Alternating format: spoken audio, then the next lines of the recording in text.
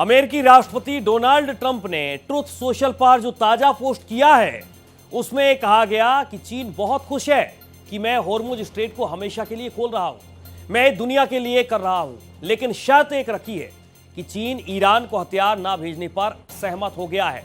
अब ट्रंप कब पलट जाए कोई ठिकाना नहीं है। अभी तो हालात यही है कि जिस होर्मुज को खोलने की शर्त पर सीज फायर के लिए राजी हो रहे थे, अब लगातार उसी होर्मुज को ब्लॉकेड यहां पर कर रखा है। लेकिन सवाल यह भी है कि क्या अमेरिका ईरान से दूसरे दौर की बातचीत करेगा?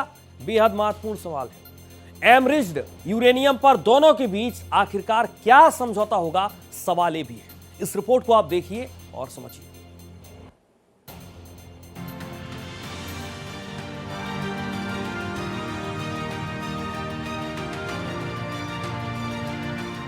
वेस्ट एशिया में छिड़ी भयानक जंग में बम गोला बारूद का वार फिलहाल थमा हुआ जरूर है, लेकिन समंदर की लहरों में जंग की उफान तेज है, क्योंकि ईरान के पास दुनिया के बेहद महत्वपूर्ण समुद्री मार्ग स्ट्रेट ऑफ हॉर्मुज को अमेरिका ब्लॉक कर बैठा है। गेट पास वही तय कर रहा है, इस दावे के साथ कि वो ईरान की इधर से होने वाली पूरी सप्लाई लाइन को काट देगा, ताकि बातचीत के टेबल पर मजबूर ईरान घुटनों के बल आ जाए। अमेरिकी सेंटकॉम ने हॉर्मुज में कंप्लीट ब्लॉकेड का दावा किया है। उसकी तरफ से जारी स्टेटमेंट के मुताबिक ईरान का ऑयल ट्रेड पूरी तरह ब्लॉक होगा, जिस पर ईरान की 90% अर्थव्यवस्था टिकी है। यूएस का दावा है कि हॉर्मुज पर उसकी नाकेबंदी ने 36 घंटे से भी कम समय में ईरान से आने वाले या उसकी तरफ जाने वाले सभी समुद्री व्यापार को रोक दिया है।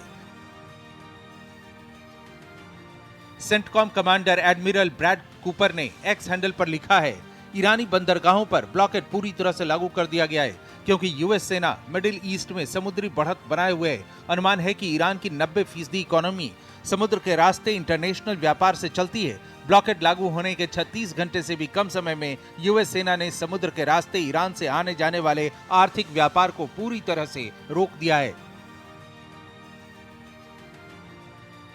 इस बीच ये भी दावा है कि ओमान की खाड़ी में चाबहार पोर्ट से निकल रहे 2 ईरानी तेल टैंकरों को अमेरिकी नौसेना के एक डिस्ट्रॉयर ने इंटरसेप्ट कर वापस लौटने का आदेश दिया है। ये कार्रवाई रेडियो कम्युनिकेशन के जरिए की गई। दोनों जहाजों को पोर्ट की ओर वापस मोड़ने के लिए कहा गया। ईरानी पोर्ट्स की नाकेबंदी के बाद जहाजों को रोककर वापस भेजा जा रहा है। I had to divert because if I didn't do that, right now you would have Iran with a nuclear weapon, and if they had a nuclear weapon, you would be calling everybody over there, sir. If I pulled up stakes right now, it would take them 20 years to rebuild that country. And we're not finished. We'll see what happens. I think they want to make a deal very badly. Trump Hormuz blockade को लेकर चाहे जितना खुश हो लें, लेकिन दुनिया के ज्यादातर देश इस फैसले में उनका साथ देते नहीं दिखते। यूरोपीय देशों के अलावा खाड़ी के उनके मित्र देश भी नहीं। लेकिन चिंता की बात तो अमेरिका के इस कदम से चीन का भड़कना है। चीन ने साफ चेतावनी दी है कि हमें कोई तीसरा देश ईरान से अपने जहाज लाने से नहीं रोक सकता, जबकि अमेरिका ने धमकी दी है कि ईरान से आने वाले चीन के ऑयल टैंकर रोके जाएंगे। ट्रंप प्रशासन इससे पहले चीन को वेनेजुएला से तेल हासिल करने से रोक चुका है।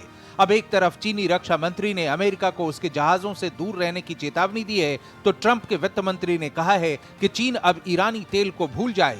इससे हॉर्मुज को लेकर सुपर पावर्स के बीच टकराव बढ़ता दिख रहा है, जो युद्ध की आशंकाओं को और तेज कर रहा है। दरअसल स्ट्रेट ऑफ हॉर्मुज दुनिया का सबसे महत्वपूर्ण एनर्जी चोक पॉइंट है, जहां से वैश्विक तेल खपत का लगभग 20 से 25% और एलएनजी का लगभग 20% हिस्सा गुजरता है। 2025 में हर दिन लगभग 20 मिलियन बैरल तेल यहां से गुजर रहा था। इसका ज्यादातर हिस्सा एशियाई देशों को निर्यात किया जाता है। 2024-25 के आंकड़ों के अनुसार समझिए हॉर्मुज से होने वाली एनर्जी सप्लाई किस देश में कितना ज्यादा है। हॉर्मुज से गुजरने वाले कच्चे तेल का सबसे बड़ा खरीदार चीन है, जिसे कुल निर्यात का लगभग 37.7% हिस्सा जाता है। हॉर्मुज से आने वाले तेल और कंडेंसेट का लगभग 14.7% हिस्सा भारत आयात करता है। इसमें से भारत अपनी एलपीजी जरूरतों का लगभग 90% हिस्सा इसी रास्ते से आयात करता है। दक्षिण कोरिया होर्मुज से गुजरने वाले तेल का लगभग 12% आयात करता है। जापान और अन्य एशियाई बाजार भी इस मार्ग पर भारी निर्भर हैं। लगभग 4% कच्चा तेल होर्मुज से यूरोप की ओर जाता है, लेकिन कतर से आने वाले LNG का 12 से 14% हिस्सा यूरोप के लिए है। जबकि इस रास्ते तेल निर्यात करने वालों में प्रमुख निर्यातक देशों की बात करें तो सऊदी अरब सबसे ऊपर है, जिसका कुल निर्यात का लगभग 37.2% हिस्सा है। कुल निर्यात में लगभग 22.8% हिस्सा इराक का होता है। UAE का लगभग 12.9% हिस्सा है, तो कुल निर्यात में ईरान का लगभग 10.6% हिस्सा है, जबकि कुल निर्यात का लगभग 10.1% हिस्सा कुवैत का होता है। ऐसे में दुनिया के कई देश चाहते हैं कि होर्मुज में किसी तरह की बाधा ना हो, लेकिन हैरानी है कि जो होर्मुज 28 फरवरी के पहले बिना किसी बाधा के सबके लिए खुला था, वेस्ट एशिया की जंग शुरू होते ही पहले ईरान ने समुद्री माइंस बिछाकर खौफ फैलाया और इसके बाद ट्रंप ने तो हद ही कर दी। जो पहले होर्मुज खोलने के लिए जंग की बात कर रहे थे, वही ट्रंप आज खुद वहां नाकेबंदी कर बैठे हैं। माना जा रहा है कि ट्रंप की इस नाकेबंदी के निशाने पर ईरान के साथ चीन भी है। ट्रंप को संदेह रहा है कि जंग में चीन ने ईरान की भरपूर मदद की है और ट्रंप चाहते हैं कि इस दबाव के तहत वो ईरान के न्यूक्लियर प्रोग्राम पर अंकुश लगवा पाएंगे, जबकि इजरायल ईरान को उसके वर्तमान शासन व्यवस्था और यूरेनियम संवर्धन दोनों को पूरी तरह खत्म करना चाहता है। The president set a policy. Iran cannot have a nuclear weapon, and right now we are negotiating to make sure that very thing happens. In Pakistan, we made a ton of progress, but the reason why the deal is not yet done is because the president, he really wants a deal where Iran doesn't have a nuclear weapon. תושלם רק כאשר יוחלף המשטר הקיצוני הזה. אותו משטר שרוצה את השמדתנו חייב לחלוף מן העולם. זו משימתנו. לא נמשיך להביט מנגד על איום קיומי נוסף.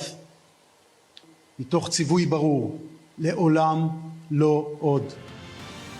सवाल है, जमीनी और आसमानी जंग भले कुछ देर थमी हुई नजर आए, लेकिन ब्लू बैटलफील्ड गरमा रहा है। ऐसे में अमेरिका और ईरान के बीच 14 दिनों का अस्थायी सीज फायर जब 22 अप्रैल 2026 को खत्म हो रहा होगा, तो उसके बाद क्या होगा? बताया जा रहा है कि अमेरिका 20 साल तक यूरेनियम संवर्धन रोकने की मांग कर रहा है, जबकि ईरान अधिकतम 5 साल तक पर सहमत है। ऐसे में जहां होर्मुज पर रस्साकशी जारी है, तो यूरेनियम पर बात फंसी है। हालांकि ये दावा किया जा रहा है कि ब्लैक चैनल डिप्लोमेसी के जरिए जल्द ही अमेरिका और ईरान के बीच दूसरे दौर का पीस टॉक संभव है। Bureau report, Bharat express.